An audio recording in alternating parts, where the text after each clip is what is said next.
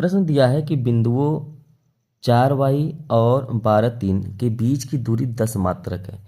तो यहाँ पर देखिए, अगर आप ध्यान से देखें तो ये हो जाएगा x1, ये हो जाएगा y1, ये हो जाएगा x2, ये हो जाएगा y2। इसका मतलब ये है कि x1 का मान 4 है और x2 का मान 12 है। उसके बाद y1 का मान y है और y2 का मान 3 है, और जो दूरी दिया है d का मान वो 10 है। तो आपसे y का मान पूछ रहा है। इसका मतलब आपको फार्मूला भी पता होना चाहिए। फार्मूला होता है दूरी बराबर अंडर रूट में क्या होता है, तो आप कहेंगे x2 माइनस x1 का whole square plus y2 minus y1 का होल स्क्वायर।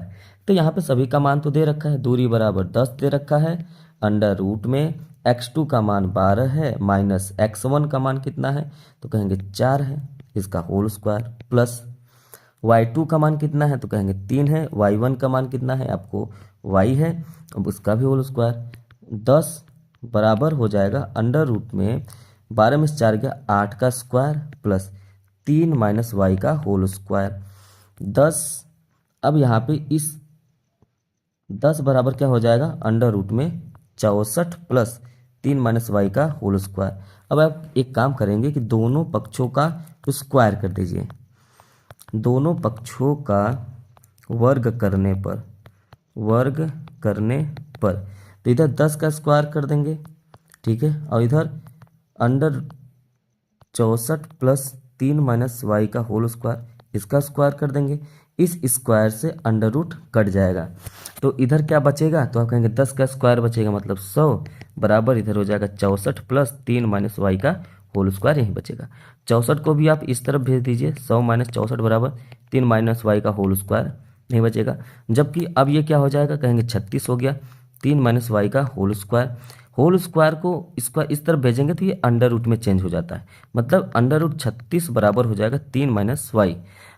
अब ये अंडर रूट 36 का मतलब होता है प्लस में माइनस में 6, प्लस माइनस में क्या होता है 6 होता है।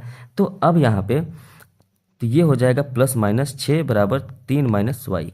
अब इस 3 को भी इस तरफ भेजेंगे तो एक बार प्लस 6 माइनस 3 बराबर माइनस वाई आएगा, और जहाँ पर इसका मान आ जाएगा 3 बराबर माइनस वाई, और वाई का जो मान आ जाएगा वो माइनस 3 आ जाएगा, ठीक। और दूसरी बार आप कहेंगे कि माइनस 6 माइनस 3 बराबर माइनस वाई, माइनस 6 माइनस 3 कितना हो जाएगा माइनस 9 बराबर माइनस वाई, माइनस से माइनस कट जाएगा 9 बराबर वाई हो जाएगा।